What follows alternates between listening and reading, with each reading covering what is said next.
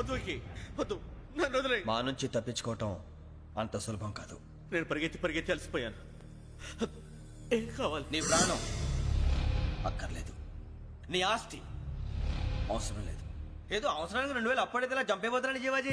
ఆయన అప్పు తీసుకున్న తప్పించుకుని తిరగాలి కానీ ఆపేసి మీకు అక్కడ పెట్టండి. కొత్త అప్పు ఇవ్వకూడదని. ఇదిగో వెంకీ, కావాలంటే నీకు ఇచ్చిన పాత బాకీ మర్చిపోతాను, నన్ను వదిలే. మీరు మమ్మల్ని వదలనా? మేము మిమ్మల్ని వదలలేమండి. మీ దగ్గర అప్పు తీసుకున్న నిజం మమ్మల్ని నీలా వెంటాడు. అందుకు నన్ను ఎంత ఆడుతున్నారా? నన్ను అంతగా నాయపసలేదు. ఉండి లేదంటే మొత్తం లేకుండా పోతారు.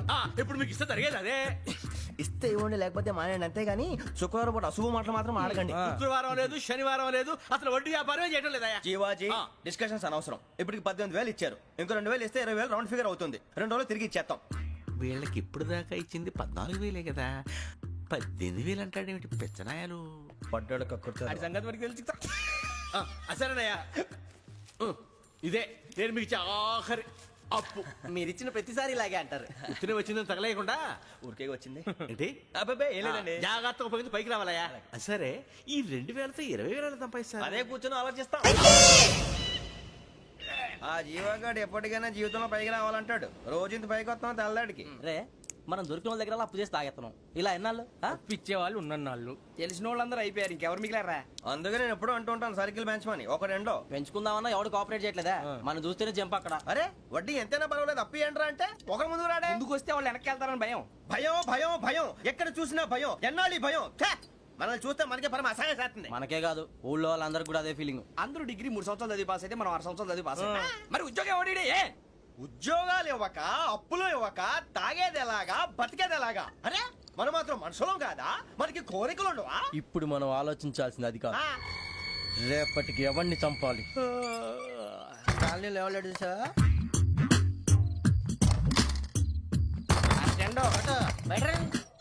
నువ్వా వెంకీ? ఏంటి వెంకీ ఈ టైంలో వచ్చా? నీతో మాడే పని ఉంది, దా చెప్తా. ఏ బాగా నిద్రొస్తుందా? సరిగానే రే, నువ్వు మమ్మల్ని చూసే తలిపేసావా? మామూలుగానే వేసాను. మామూలుగా వేసేవాడివి. మేము రావడానికి 1 నిమిషం ముందో, మేము వెళ్ళాక 1 నిమిషం తర్వాత వేయాలి కానీ బిలాల్ రాజా, నాకు నిద్ర వచ్చి పడుకుందామని తలుపేసుకున్నాను. అయినా నా ఇంటి తలుపులు నేను అడిగేసుకోవాలంటే తప్పు చేసిన కాక ఇంకా గేర్ సమాధానం చెప్తావా? మీ ఇంట్లో పెళ్లిడికి వచ్చిన ఆడపిల్లలు ఎదురున్నారు. ఇదిగో అమ్మాయిలు, మీతో ఎప్పుడైనా యథాశాలు వేసానా? విన్నారా? అడుగు తలుపులు వేసావు. అనవసరంగా గొడవ ఎందుకు? ఇక్కడి నుంచి వెళ్ళండి. గొడవ? మీ ఇంటి మీద పడి ఎప్పుడైనా గొడవ చేశానా బిని గారు? లేదు బాబు. విన్నారా? చెప్పు, మమ్మల్ని చూసి తలుపులు ఎందుకు వేసుకున్నావు? అరే మాకు అప్పించిన వాళ్ళు కూడా మమ్మల్ని చూసి ఎప్పుడు తలుపులు వేసుకోలేదు. ఏం చేయాలి? మరి నువ్వు ఎందుకు వేసుకున్నావు? బాబు టప్ అయిపోయింది, బుద్ధి తక్కువ వేసాను చాలా. అంటే మా మోకాల మీద తలుపులు వేసామని ఒప్పేసుకుంటున్నావు? ఒప్పుకుంటున్నాను. సరే ఇప్పుడు చెప్పు, మా మొఖాల మీద తలుపులు వేసేంత తప్పు మేము ఏం చేసామరా? బాబు తప్పైపోయిందని అంటున్నారు కదా, వదిలేయండి బాబు. అదే తప్పు మేము చేసి మమ్మల్ని వదిలేయమంటే మీరు వదిలేస్తారా బిని గారు? తప్పని ఒప్పుకుంటున్నాడు కదా అయ్యా. ఇప్పుడు టైం 11 అయింది, వెళ్ళి పడుకోండి. 11 అయిందా? కొమ్ము ఉంచాడు కదా. నాకు సంబంధం ఏంటి? ఉంది, సంబంధం ఉంది.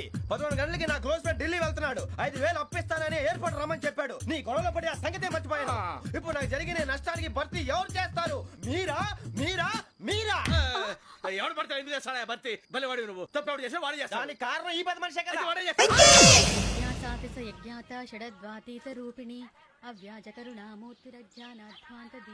బీరు రమ్ము కలవకూడదు, తలకే పట్టేసింది. ఏంటే చదువుకుంటున్నావా? చదువుకో చదువుకో. దేనైనా వెనక్కి తీసుకురావాలం గానీ పోయిన కాలం వెనక్కి తీసుకురావడం ఎవడి వల్ల కాదు. టైం విలువ గురించి నువ్వు మాట్లాడడం. నువ్వు ఎలా పోతే నాకెందుకులే. ఏమ్మా నీ పూజ అయిందా? తలకే పట్టేసింది, కాస్త మజ్జిగుంటే ఇవే. మా నాయనే అందరూ పొద్దున్నే లేచి టీలు కాఫీలు అడుగుతుంటే నువ్వు మాత్రం మజ్జిగ అడుగుతున్నావురా. కాఫీలు టీలు తాగే స్టేజ్ వాడు ఎప్పుడో దాటిపోయాడు. రాత్రి తాగింది దిగాలంటే మజ్జిగే తాగాలి. నువ్వు తల దించుకోవడం ఎందుకురా? నీలాంటి యదవనగానందుకు నేనే దించుకోవాలి తల. రాత్రి సుబ్బారావు గారి ఇంటి మీద గొడవకి వెళ్ళేవంటగా. అలా చెప్పాడు మీకు? ఏ మళ్ళీ గొడవ కెడతావా? నీ దెబ్బకు భయపడి రాత్రి తలుపులు తీసి పడుకున్నారంట. తెల్లారగా టైంట్లో దొంగలు పడ్డారు. ఆడింట్లో ఉందిలేండి, పట్టుకుపోవడానికి అక్కడ కూతురు తప్ప.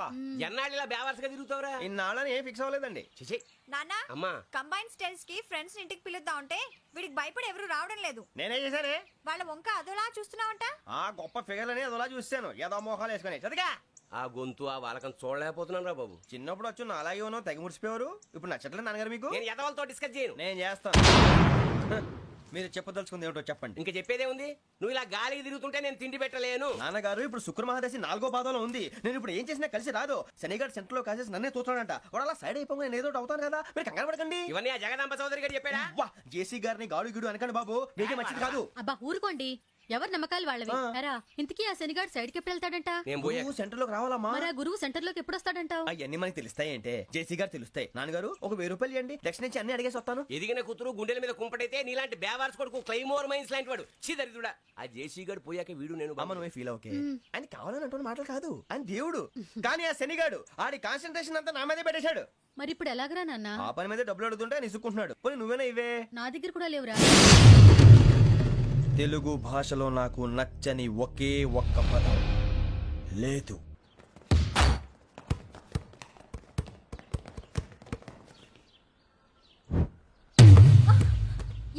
అరే సోరే బాల్ తీసుకురారా. సారీ ఏదో పరప బాలి. బాస్కెట్ బాల్ మాలాంటి ఆడాలి. మీలాంటి మాసన కొడుకులు ఆడితే ఇలాగే ఉంటది. ఇలాగే ఇలాగే ఇలాగే ఉంటది. అమ్మాయిల ముందు ఫోర్స్ కొడతావా? ఆహా, అయితే నిన్ను కొడతా.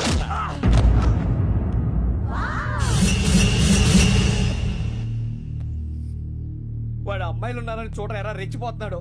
బాస్కెట్ బాల్ మీ వాడి ఆట కానీ మీలాంటి మాసోళ్ళు ఆడే ఆట కాదు అంటున్నాడు రా. రే ఇంత ముందు 2-3 సార్లు కూడా ప్రతి విషయంలో జోక్యం చేసుకుని మనల్ని కొడుతున్నాడు రా. వాడిని ఏదో ఒకటి చేయాలరా, వాడిని వదలొద్దు.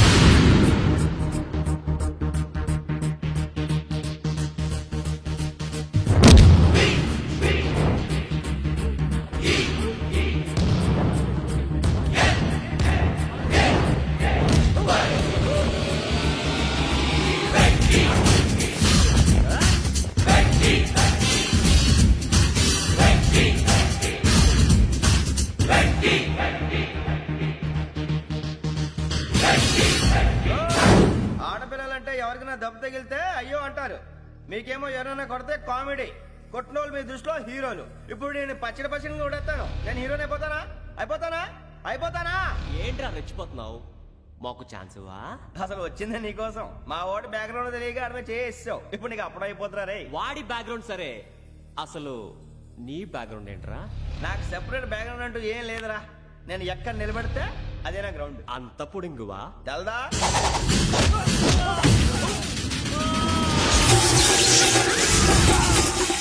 ఎవ్వా మన మామిడి కొట్టినప్పుడు వావ్ అన్నారు, ఇలాగే ఉంటుంది.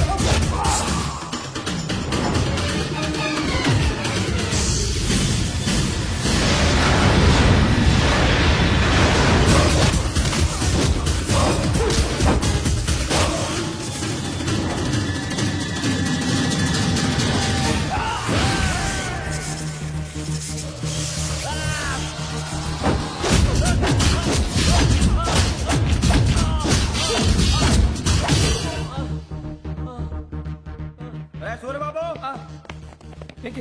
ఇందాక నేను కొట్టినప్పుడు నీకే అనిపించిందిరా? కుమ్మేయాలనిపించింది. మరి గుమ్మే. అమ్మో అమ్మో రేయ్, నిన్ను అమ్మాయిని ముందు గుడ్డలు పట్టుకొని కొడతాను. అలా కొడితే ఏ తగ్గుతుందిరా ఆడికి?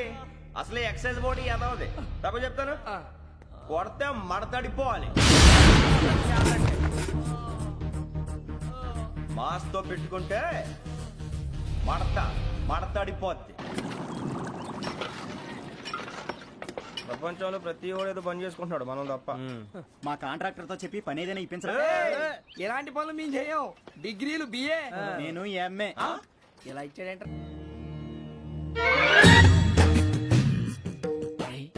కళ్ళు మూసుకునే ఉన్నాడు, కొంపదీసి నిద్రపోతున్నాడేంటి? ధ్యానం కళ్ళు మూసుకొని ఎవరినో కాంటాక్ట్ చేస్తున్నారు. అవునా? అబ్బా. రామ్ ప్రసాద్, నీకు నిజం చెప్పాలంటే బాధగా ఉంది, కానీ చెప్పక తప్పదు. ఎందుకంటే అది నిజం కాబట్టి. Correct sir, correct. ఏంటి సార్ అది? నీకు 40 ఏళ్ళు వచ్చే వరకు కష్టాలు తప్పవు. గురుజీ, అవి మామూలు కష్టాలు కావు, అష్ట కష్టాలనే చెప్పాలి. ఉదాహరణకు అవి ఎలా ఉంటాయంటే, దొరక్క నీకు ఫుడ్ దొరికితే అది నీ నోటికందే లోగా నీ కాలో నీ చెయ్యో తగిలే మట్టిపాలైపోతుంది. నీ వాకలికి తట్టుకోలేక అప్పు కోసం ఎండను పడి వెళితే అక్కడ తాళం వేసి ఉంటుంది. మరో కఠోరమైన నిజమేమిటంటే, నీ దరిద్రాన్ని చూసి భరించలేక నీ భార్య లేచి వెళ్ళిపోతుంది. ఒక్కతేనా ఎవరితోనన్నా? తప్పు. అతని దురదృష్టాన్ని చూసి ఎగతాళి చేయకు రమణ. Sorry sir. ఇదయ్యా రాంప్రసాద్, నువ్వు ఈ 40 ఏళ్ళు ఈ నరకాన్ని అనుభవించక తప్పదు. 40 ఏళ్ళ తర్వాత అలవాటైపోతుంది. ఇక నువ్వు వెళ్ళొచ్చు. ఏమో వెంకటేశ్వరరావు, కులాసైనా రమ్మన్నారట. నీకు శుభవార్త చెబుదామని పిలిపించాను. ఏంటి గురుజీ? నీకు శుక్రమహాదశ ప్రారంభం అవబోతుంది. అంటే సరిగా సెట్ అయిపోయినట్టేనా? ఆల్మోస్ట్ అయిపోయినట్టే. మీరంతా టోపీలు పెట్టుకునే ఉద్యోగాలు కూడా చేసుకుంటారు. ఇప్పటిదాకా మేమందరికీ టోపీలు పెట్టాం గానీ మాకు మేమే టోపీలు పెట్టుకుంటాం ఎప్పుడు అనుకోలేదు గురుజీ. అదే విధి. మరి ఇప్పుడు బిల్ల బంటోతు నుంచి బీట్ కానిస్టేబుల్ వరకు అందరికి నెత్తిమి టోపీలు ఉంటాయి. అందులో ఏ ఉద్యోగమో? ఎస్ఐ గారు కూడా టోపీ పెట్టుకుంటారు తెలదా? ఏది మన చదివే చదువులకు ఎస్ఐ ఉద్యోగాలు ఇస్తారేంటి? గ్రహాలు శాసిస్తున్నప్పుడు చదువులతో పని లేదు. ఏబిసిడీలు చదివినా చాలు మీ జీవితాలు విచిత్రమైన మలుపులు తిరుగుతాయి. మీకు విపరీతమైన ఫాలోయింగ్ వచ్చేస్తుంది. మీరు చాలా ఫేమస్ అయిపోతారు. వింటానికి చాలా బాగుంది. ఇప్పుడు మమ్మల్ని ఏం చేయమంటారు గురూజీ? ఏమీ చెయ్యదు, వెయిట్ చేయండి. కాలం కలిసి వస్తే అదృష్టమే మిమ్మల్ని గేలం వేసి పట్టుకుంటుంది. అంతవరకు వెయిట్ చేయండి. వెయిట్ చేసి కొంచెం వెయిట్ కూడా పెరిగింది. అయినా పర్వాలేదు, వెయిట్ చేస్తాం. అందాక ఏ అప్పు సపోర్ట్ చేసుకుని తాగుతాం, బ్రతుకుతాం అన్నట్టు. అప్పు అంటే గుర్తొచ్చింది. అప్పు మీద మీ అభిప్రాయం ఏంటి గురూజీ? ఏంటరా ఇంత నుంచి మీకు ఎదుగుతున్నాను రా. ఇక్కడేం చేస్తున్నారు? మన టైం బాగుందిరా. ఎవడన్నా అప్పిస్తున్నాడా ఏంటి? కాదురా, ఉద్యోగాలు ఇస్తారమ్మన్నాడు గురూజీ. చూసారా, చౌదరిగా చెప్పింది నిజమే. మరి శుక్రమాదేశ్ మొదలైంది. ఇంతకీ ఎవరా మహానుభావుడు? నమస్కారం. అయినా నేను చెప్పింది. ఆహా, సాక్షాత్ ఎంప్లాయ్మెంట్ ఎక్స్చేంజ్ నడుచుకుంటూ వస్తున్నట్టు ఉంది. పదండి పట్టేద్దాం.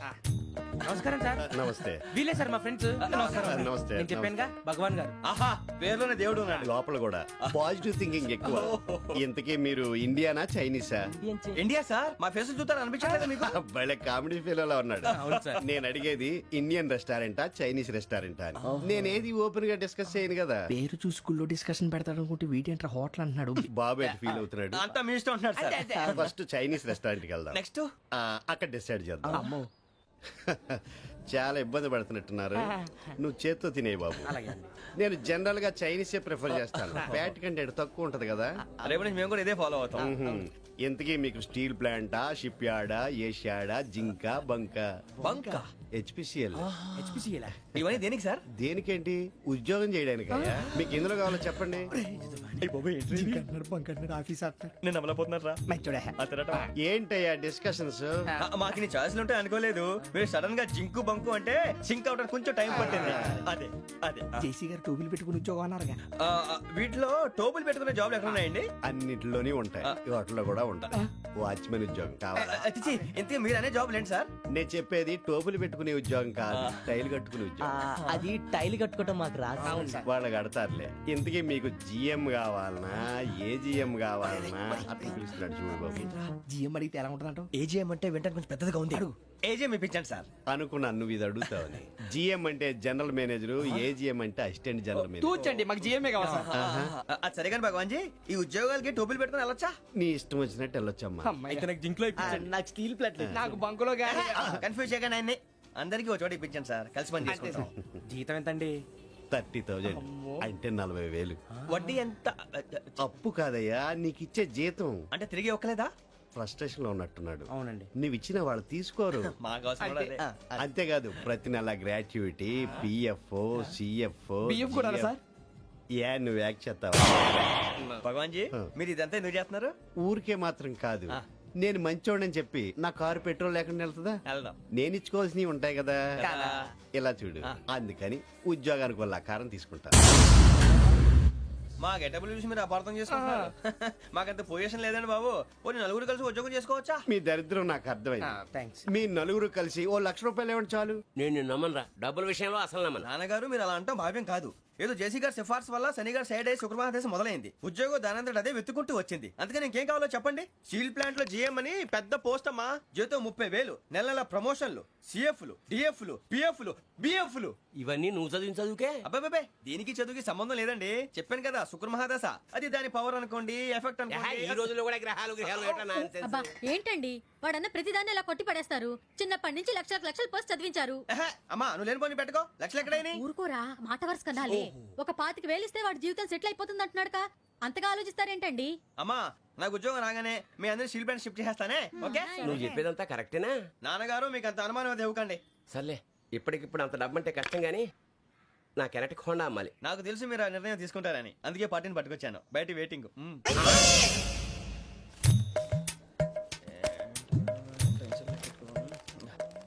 ఇవ్వండి. భగవాన్ జీ మీతో నాకు కుదరదండి, మీరు తేడా మనుషుల్లా ఉన్నారు. చూడటానికి అలా కనపడతాం కానీ తేడా మనుషులు కాదండి. ఇది ఎంతో లెక్క పెట్టండి. 5,000 తగ్గిందండి. ఆ విషయం నాకు ముందు చెప్పాలి కదా, ఇది తేడాతనం కదా. సర్దుబాటు కాక జరిగిన పొరపాటు. మా దరిద్రం మీకు తెలియంది కాదు. మీ ప్రాబ్లమ్స్ నాకు అనవసరం అండి. ఇప్పటికే మీ మూలంగా 3 లక్షల బొక్క తెలుసా. మీరు ఫేస్ అంత చిరాగ్గా పెట్టకండి. రే ఆ గొలుసేవరా, తొందరగా ఎవరా, ఆయన కోపం వస్తుంది. ఇదిగో తీసుకోండి. తీసుకోండి ప్లీజ్. భగవాన్ గారు తీసుకోండి సార్ ప్లీజ్. భగవాన్ గారు మీ కోపం తగ్గిందా? కోపం కాదు వెంకటేశ్వర గారు, ఎందుకో మోసాన్ని భరించలేను, అది నా బలహీనత. ఇవన్నీ వదిలేయండి, ఇంకోసారి పొరపాటు జరగదు. మేము ఎప్పుడు జాయిన్ అవ్వాలో చెప్పండి, కొత్త బట్టలు కొనుక్కోవాలి. మీరు ఆ పనిలో ఉండండి. పొద్దున్నే గుడికి వెళ్ళి 9:30 కల్లా, మొన్న వచ్చారే ఆ ఆఫీస్కి వచ్చేయండి. మీ అపాయింట్మెంట్ ఆర్డర్స్ రెడీగా ఉంటాయి. 8:30కి వచ్చేస్తాం. మీరు వచ్చిన వాళ్ళ తలుపులు తీరు. మీ కంగారు నేను అర్థం చేసుకోగలను. ఇంతకాలం పని లేక స్తంభించిపోయిన మీ జీవితాలు ఇక నుంచి వేగం పుంజుకుంటాయి. ఆయన ఉన్నారా? ఎవరు? భగవాన్ గారు. మీరెవరు? ఆయన క్లోజ్ ఫ్రెండ్స్. సరే లోపల రండి. పదా సార్ వీళ్ళు భగవాన్ క్లోజ్ ఫ్రెండ్స్ అంటారు. సరే నువ్వు వెళ్ళి నేను మాట్లాడతా. సార్ మీరంతా భగవాన్ స్నేహితులా? అవును, అలాంటి స్నేహితులు ఉన్నందుకు గర్వపడుతున్నాం. సరే ఏంటి సంగతి? ఏముంది, మా అపాయింట్మెంట్ ఆర్డర్ చేస్తే పట్టుకులు చేరిపోతాం. ఈ రోజు గురు పౌర్ణమి, మంచి రోజు. అపాయింట్మెంట్ ఆర్డర్ ఏంటి? మీకు అందాల్సిన నీకు అందనట్లేదు. ఏంటది? ఏంటంటావేంటి? ఒక్కోడు 25,000 ఇచ్చాం. భగవాన్ గారి హెల్పింగ్ నేచర్ కాబట్టి తక్కువ రేటుకి ఒప్పుకున్నాడు. ఇంతకీ ఇది ఏ ఆఫీసో మీకు తెలుసా? తెలుసుకోవాల్సిన అవసరం మాకు లేదు, కానీ చెప్పాల్సిన అవసరం మాకుంది. యాంటీ కరప్షన్ బ్యూరో అంటే అవినీతి నిరోధక శాఖ. లంచం తీసుకోవటమే కాదు, ఇవ్వటం కూడా నేరం. మీ భగవాన్ గారు ఒక 420. మా బాబుకి ఎన్ని తిట్లు వచ్చిన విషయం నిన్నే తెలిసింది నాకు. ఇంతవరకు మా బాబు నా ఒట్టుమే చేయలేదని మీ అందరితో గర్వంగా చెప్పుకునేవాడిని. First time man handing record 5,000 తక్కువ నా గోల్ చెలుగు లాగేస్తాడు.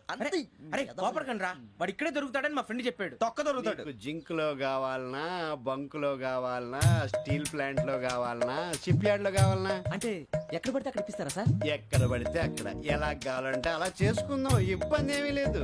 ఆపరేషన్ లో కావాలనా? అవి గేమ్స్ కదా సార్. ఆ స్పోర్ట్స్ కోటా లేవయ్యా. ఏమైంది సార్? ఉద్యోగాలు ఇప్పించమని ఎంట పడుతున్నారు. నువ్వు టచ్ లో ఫోన్ చేయ.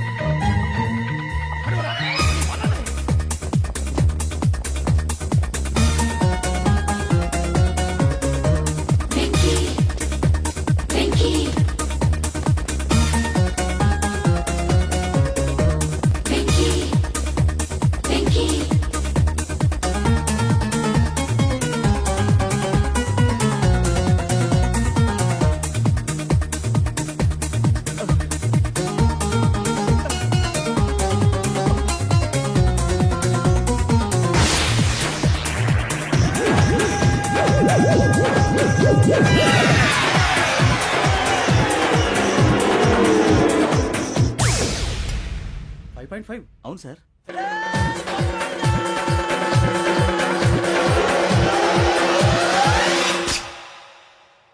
గ్రేట్.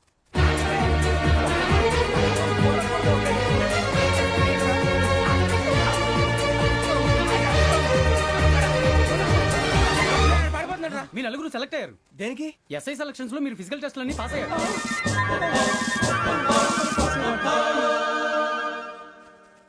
కానీ మేము అప్లై చేయలేదు సార్. అప్లై చేయలేదా? చేయి వదలకండి సార్, కాలు పట్టుకోవాల్సి వస్తుంది. రాగరాకు వచ్చిన అవకాశం. సరే, మీరంతా డిగ్రీలు పాస్ అయ్యారా? ఎప్పుడో. ఓకే, ఇప్పుడు అప్లై చేయండి. Thank you sir. నేను మేనేజ్ చేస్తాను. Thank you sir. మీరు రిటర్న్ టెస్ట్ ప్రిపేర్ అలాగే సార్. All the best. రేయ్, ఈ పరీక్షల్లో సమాధానాలని ఏబిసిడీలోనే ఉంటాయి. ప్రతి ప్రశ్నకి 4 ఏదో ఒకటి కరెక్ట్ ఆన్సర్. ఏది కరెక్టో మనకు తెలియదు కదరా. నీకు ఏబిసిడీలు తెలుసు కదా? తెలుసు. అయితే కళ్ళు మూసుకుని 4 ఏదో ఒకటి రాసుకుంటూ పోతాం. మన అదృష్టం బాగుండి అవి కరెక్ట్ అయితే పాస్ అయిపోతాం. ఎస్ఎల్ కూడా అయిపోతాం. వారిని ఏబిసిడీలు వస్తే అసైల్ అయిపోతాం అని తెలిస్తే నాన్న కష్టాలు పడి డిగ్రీలు చేసేవాళ్ళం కాదు కదరా. రెడీ, స్టార్ట్ చేద్దాం. నీ ఇష్టదేమో ఆంజనేయ స్వామి. వేసుకో. నీ ఇష్ట పొలిటీషియన్ వాజ్పేయి. ఏబిసిడీలో రావాలి. నేషనల్ లెవెల్లో కాదు, స్టేట్ లెవెల్లో 7. స్టేట్ అయితే చంద్రబాబు నాయుడు. సిఎస్కో. నీకు ఇష్టం క్రికెటర్ ఎవర్రా?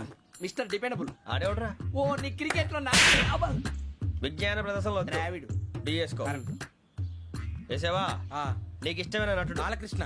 సమర్సింహారెడ్డిలో డీటెయిల్స్ వద్దు, బిఎస్కో. అయిపోయిందిరా. అందరూ దీన్నే ఫాలో అవ్వాలి. రాత్రికి ఏబిసిడీలు బాగా బట్టి పట్టండి.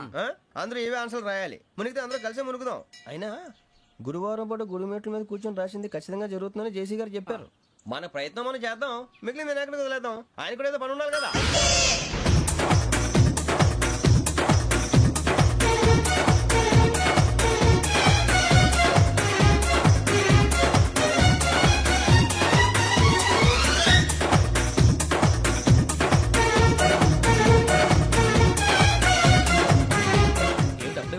మేము దేవుడిని నమ్ముకున్నాం, అందుకే ఫాస్ట్. వాళ్ళని నమ్ముకున్నారు, అందుకే లేట్. అర్థం కాలే. మా కాన్సెప్ట్ నీకు అర్థమైతే గుండాకి సత్తావు. వస్తా.